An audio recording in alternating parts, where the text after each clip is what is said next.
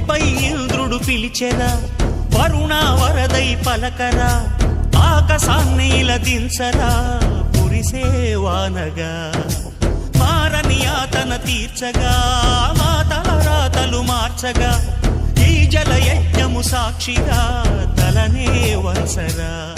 మహారాజు తానే సమిధల్లి మారి నిలువెల్లా వెలిగెరా, భోగాన్ని విడిచి త్యాగాన్ని వలచి తాపసిగా నిలిచెరా.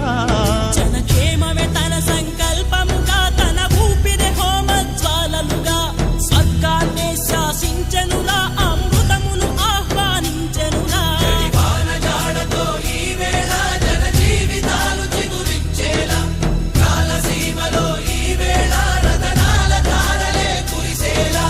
కల్లు కల్లు మని సిరిము వల్లే చినుకే చేరగా, జల్లు జల్లు మని పులకి